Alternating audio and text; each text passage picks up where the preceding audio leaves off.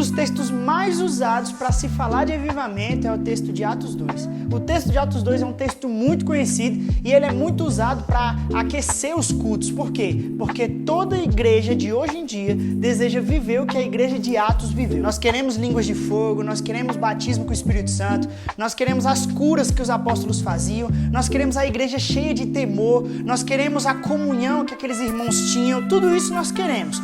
Porém, se nós queremos viver tudo isso que a igreja de Atos viveu, nós também precisamos ter o dia a dia que a igreja de Atos também tinha. O que acontece é que a gente fica muito tempo quebrando cabeça com esse negócio de igreja. Tantas vezes a gente chega na igreja e a gente vê os bancos vazios e aquilo dá tristeza em algum dos nossos corações. Tantas vezes nós fazemos tantos projetos, eventos, mas mesmo assim parece que as pessoas não querem Jesus. E aí é mais fácil dizer que o amor de muitos está se esfriando do que olhar para a Bíblia e ver se o erro não está no que a gente está fazendo. Eu tenho muita fé e eu creio que uma igreja avivada não ficou somente no passado, mas ela ainda pode existir hoje. Eu creio que o livro de Atos ainda não terminou de ser escrito. A história da igreja ainda continua. Então, se a gente quer se aproximar do modelo de igreja que Deus estabeleceu, nós precisamos buscar isso na sua palavra. E esse modelo de igreja, é sobre isso que eu quero falar hoje com você, ele tem 4 bases. Existem 4 pilares para uma igreja saudável, uma igreja como Deus quer que seja, e eu quero falar sobre esses pilares com você, porque olhando para essas bases, esses pilares, nós vamos poder começar a agir diferente. E agindo diferente, talvez coisas diferentes aconteçam. Eu vou ler com você em Atos 2:42, e é aqui nesse versículo que estão esses 4 pilares.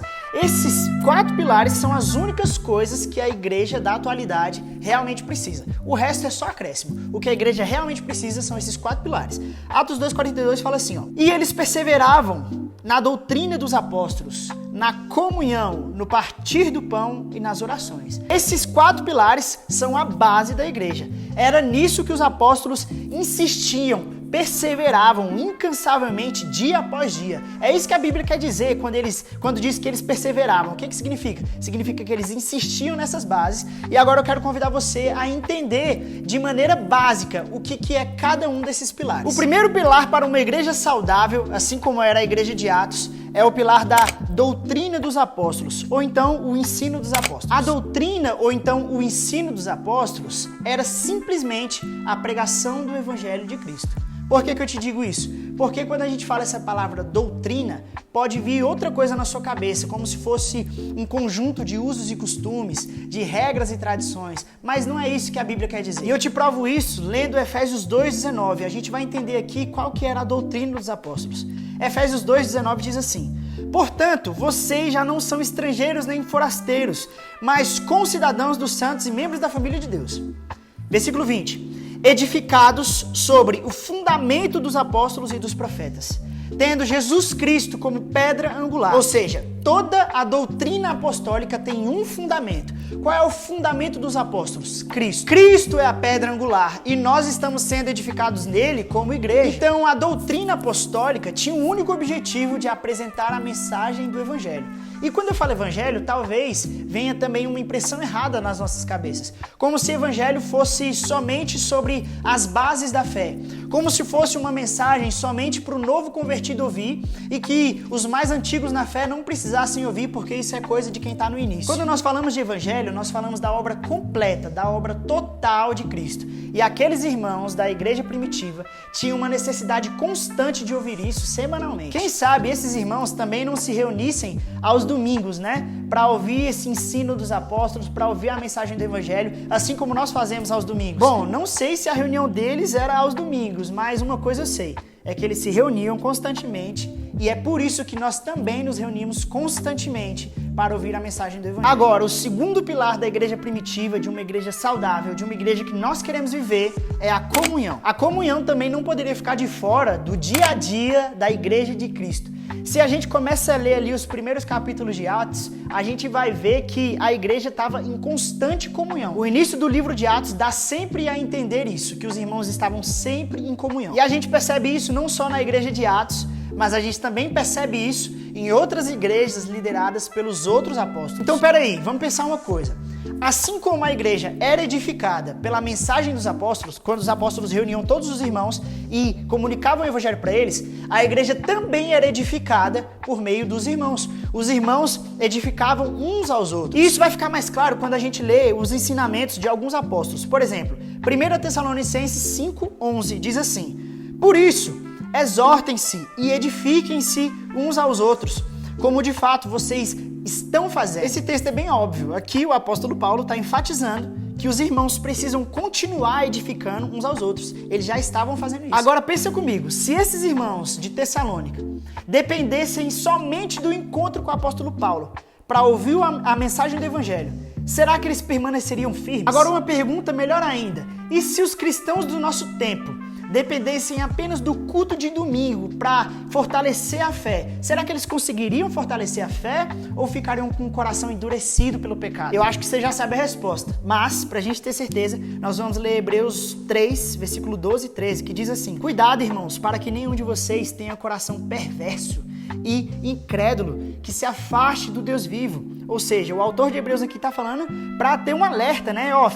Tenha cuidado aí para que você não tenha um coração perverso e incrédulo, porque isso é uma coisa que pode acontecer. E aí no versículo 13 ele diz assim: pelo contrário, ou seja, qual é o contrário de ter um coração perverso e incrédulo? É o seguinte: encorajem-se uns aos outros todos os dias, durante o tempo que se chama hoje, de modo que nenhum de vocês seja endurecido pelo engano do pecado. Ou seja, aqui o escritor de Hebreus está novamente alertando para que os irmãos se mantivessem em comunhão, sabe? Encorajando e exortando uns aos outros para que não ficassem com o coração endurecido pelo engano do pecado. Essa é uma das principais funções da comunhão. Isso é muito óbvio de se entender. A gente sabe muito bem que quando nós temos um crente que é domingueiro, dificilmente esse crente cria raízes no Senhor. Por quê? Porque está faltando as outras bases da igreja. Está faltando viver a igreja completamente. E a comunhão é parte da igreja. Para viver a igreja completamente, nós precisamos da comunhão, porque é na comunhão que nós podemos abrir a nossa vida para que o evangelho entre mais profundo no nosso coração. É na comunhão que eu acho um ambiente seguro para confessar pecados, confessar fraquezas, compartilhar sonhos, para a gente chorar com os que choram, para a gente se alegrar com os que se alegram. Me deixa ser mais claro.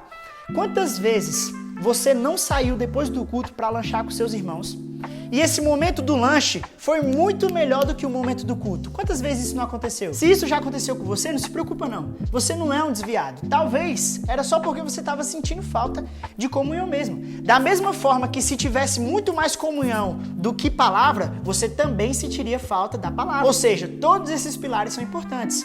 Tanto a doutrina, quanto a comunhão, quanto os outros que nós vamos falar daqui por diante. Comunhão é koinonia.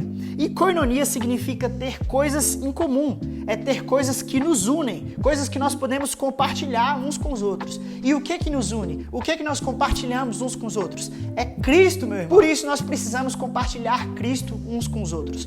A comunhão se trata dos relacionamentos que a igreja vai desenvolvendo no seu dia a dia. Então nós precisamos entrar em relacionamento com cada um dos nossos irmãos da igreja. E no culto de domingo, dificilmente dá para fazer isso. O terceiro pilar dessa igreja é o partir do pão.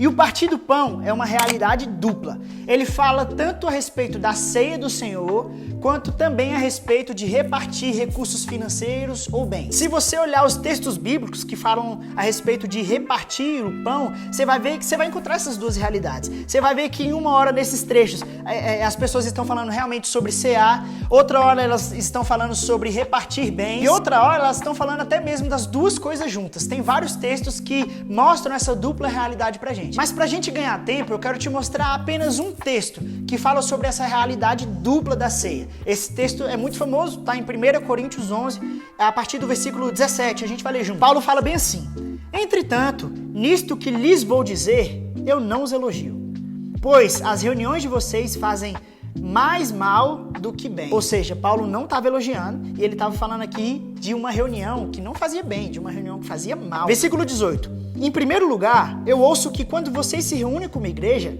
há divisões entre vocês. Quando vocês se reúnem, não é para comer a ceia do Senhor, porque cada um come sua própria ceia, sem esperar pelos outros. Assim, enquanto um fica com fome, o outro se embriaga, ou seja, fica farto, né? Será que vocês não têm casa onde comer e beber? Ou desprezam a igreja de Deus e humilham os que nada têm? Que lhes direi? Eu os elogiarei por isso? Certamente que não. Então aqui nesse texto, o apóstolo Paulo está fazendo questão de dizer que existem dois tipos de ceia. A ceia do Senhor e a nossa própria ceia. E o apóstolo diz que na nossa própria ceia existem divisões. Por que existem essas divisões?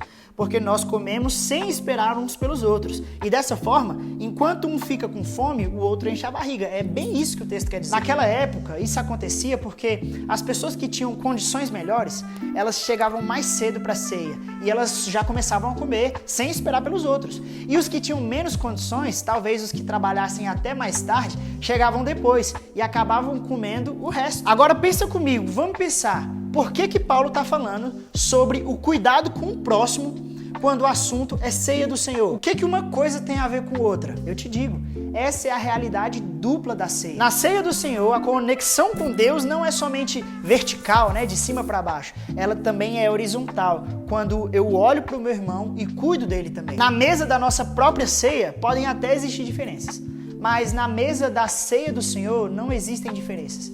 Todos são filhos, todos são iguais perante a Ele. A ceia do Senhor nos faz relembrar da mensagem do Evangelho. Não só a mensagem de que Ele vai voltar um dia, de que Ele morreu por nós, mas nos faz lembrar também do necessitado, do órfão, da viúva, daquele que tem menos condições. A ceia do Senhor também inclui o cuidado com os necessitados. E é isso que diz aqui em Atos 2:46.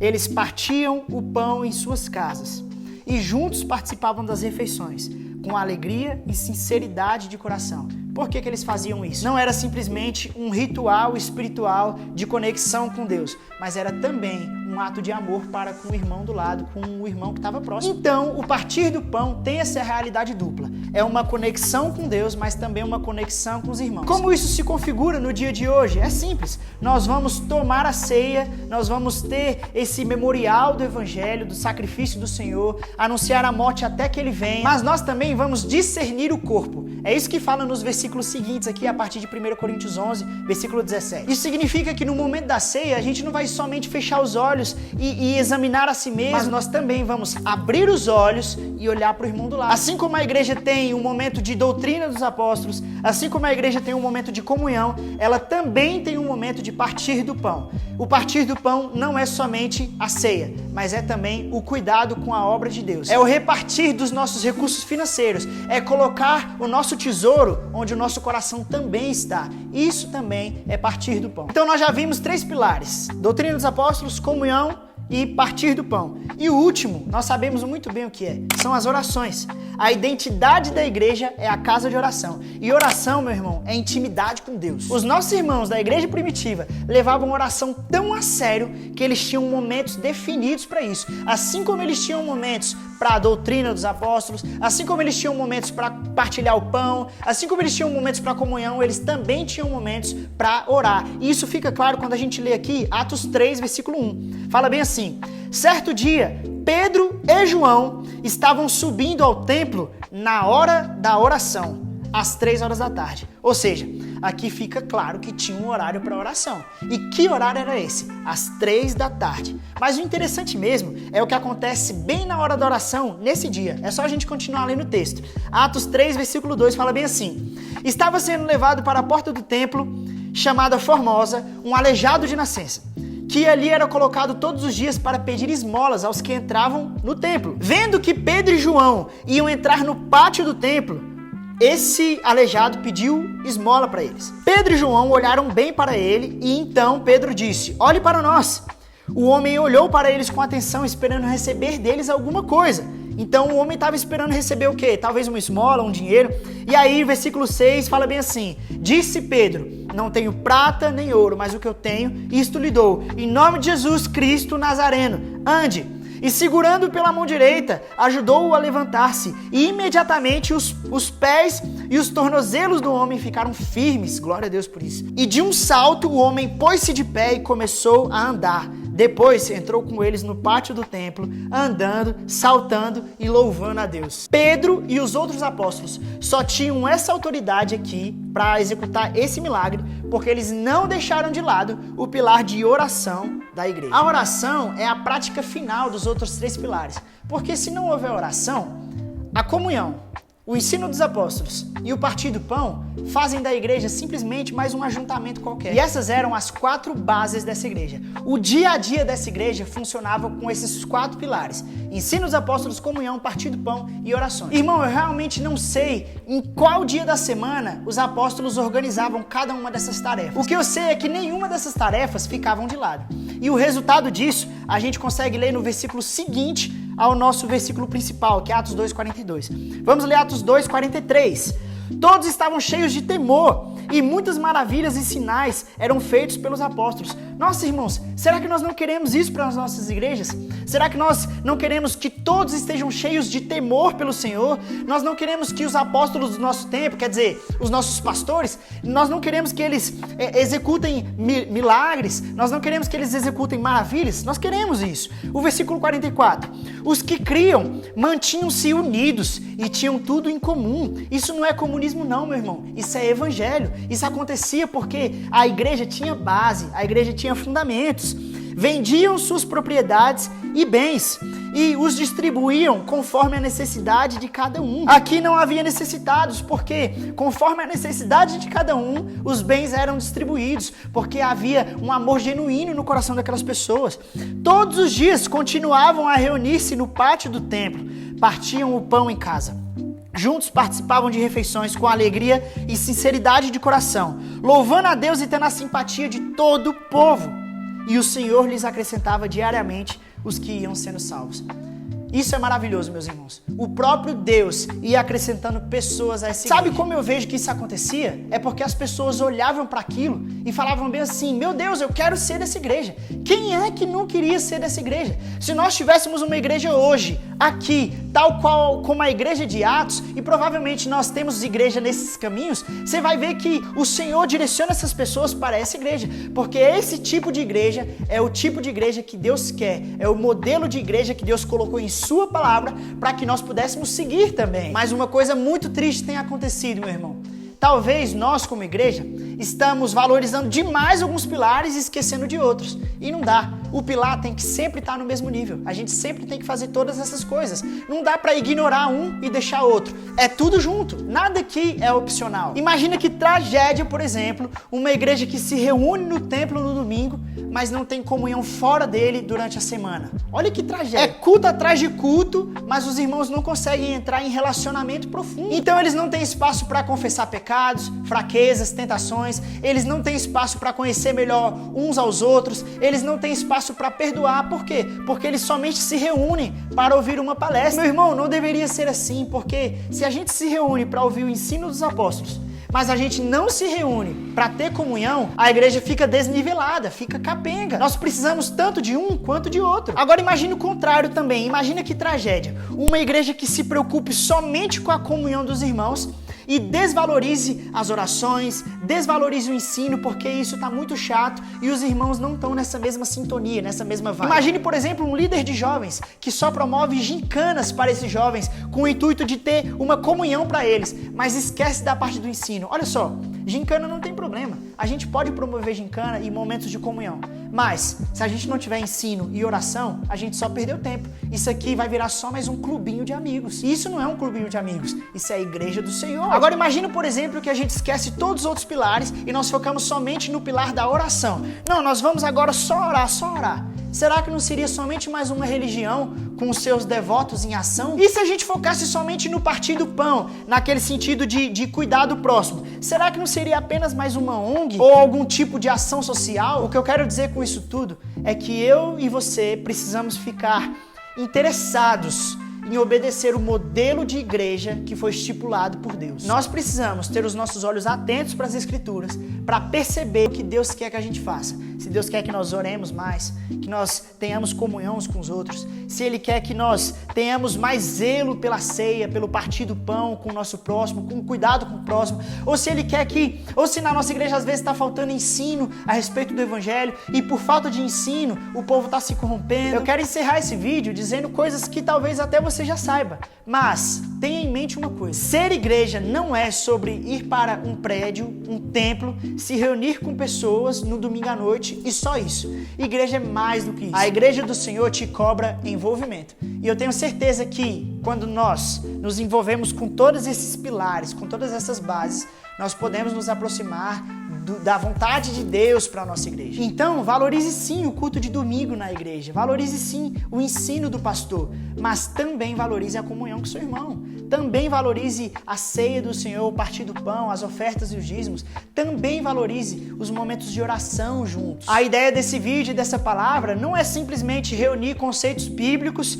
e jogar para você saber alguma coisa a mais. Não. A ideia desse vídeo e dessa palavra é que você pegue essas coisas e comece a praticá-las, para que nós possamos viver igreja de verdade, igreja de fato. Deus abençoe você e sua família e até a próxima.